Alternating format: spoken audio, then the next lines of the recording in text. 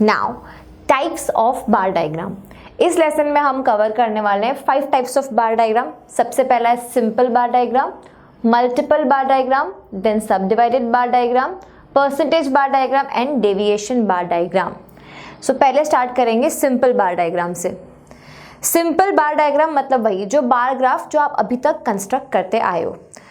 Simple bar diagram comprises of group of rectangular bars of equal width for each class or category of data. It is the simplest form of bar diagram. कुछ इतना पढ़ के डरने की ज़रूरत नहीं है।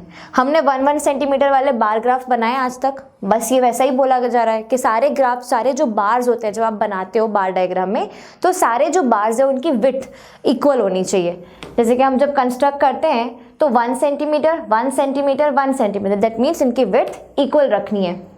Next is in this type of diagram, one bar represents only one figure. There will be as many bars as the number of figures. That means अगर मैं 2005 के लिए represent कर रही हूँ तो सिर्फ एक ही बार बनाऊंगी, 2006 के लिए अलग बार, 2007 के लिए अलग बार बनेगा, मतलब हर एक ईयर के लिए अलग अलग बार्स बनेंगे। The distance between the bars should be equal. क्या बोल रहे हैं कि आपका बार तो इक्वल होने ही चाहिए सारे, पर उनके बीच का जो डिस्टेंस है that has to be equal. और लास्ट पॉइंट क्या है हमारा, these diagrams can be either vertical और हॉरिजॉन्टल। अब याद रखो, वर्टिकल मतलब ये जो स्टैंडिंग लाइंस है, और हॉरिजॉन्टल मतलब जो सारी स्लीपिंग लाइंस होती है। ठीक है, अब आगे बढ़ेंगे। Starting with example number 1, the following table gives data on GDP of India. Present the information in the form of a simple vertical bar diagram. यहाँ पे मैंने स्पेशली मेंशन किया बिकॉज मुझे आपको दिखाना है कि वर्टिकल और हॉरिजॉन्टल दोनों बार डायग्राम्स कैसे दिखते हैं। फर्स्ट ऑफ ऑल हमारे पास में क्या है, ईयर है, 2005 से लेकर 2010 तक का डेटा है। किसका? इंडिया की GDP का। अब GDP किस में कैलकुलेट करते हैं? हमेशा परसेंटेज में। ठीक है, तो हमारे पास जो डेटा है वो परसेंटेज में है। सबसे पहला स्टेप क्या होगा जब आप डायग्राम बना रहे हो बार डायग्राम, तो सबसे पहला स्टेप होगा टाइटल मेंशन करना कि GDP ऑफ इंडिया है हमारा टाइटल। उसके बाद में आप क्या करोगे, सारे फिगर्स देखोगे, सारे फिगर्स को ध्यान से देखोगे और आप क्या करोगे, स्केल मेंशन करोगे कि आप 1 सेंटीमीटर में कितना डेटा प्रेजेंट करना चाहते हो। मैंने क्या लिया है, 1 centimetre is equal to 3%। That means मेरी स्केल कैसे बनेगी, वाई एक्सिस पे 0, देन 3, 6, 9 एंड 12। और यहाँ पे मैं क्या मेंशन कर रही हूँ, GDP रेट इन परसेंटेज, तो GDP रेट इन परसेंटेज। सो यहाँ पे मैंने अपना स्केल मेंशन किया और यहाँ पे मैं अपने नंबर्स यहाँ पे नोट डाउन कर दूंगी। नेक्स्ट एक्स एक्सिस पे आप क्या नोट डाउन करोगे, ईयर, क्योंकि हमारा एक ही चीज़ बचती है। अब आपने मेंशन कर दिया GDP, तो नेक्स्ट आपका आता है ईयर। ईयर कहाँ पे मेंशन होगा, एक्स एक्सिस पे 2005, 6, 7, 8, 9 एंड 10। जैसे कि हमने आगे पॉइंट में देखा था कि सारे बार्स की विड्थ इक्वल होनी चाहिए, तो सारे बार्स की विड्थ आपको इक्वल रखनी है और बीच में जो डिस्टेंस है वो भी इक्वल रखना है। वो ध्यान देना है कि अगर आप जैसे बार डायग्राम कंस्ट्रक्ट कर रहे हो तो आप 1 बॉक्स छोड़ रहे हो अगर इन दोनों बार्स के बीच में, तो इन दोनों के बीच में भी सिमिलर डिस्टेंस आपको लीव करते जाना है। इसके बाद क्या करना है, डेटा को रिप्रेजेंट करेंगे, मार्किंग करेंगे यहाँ पे हम लोग।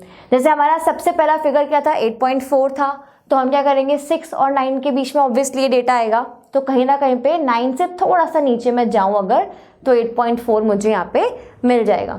नेक्स्ट इज 9.2, दैट मीन्स 9 और 12 के बीच में आएगा ये डेटा। उसके बाद है 9, तो एग्जैक्ट 9।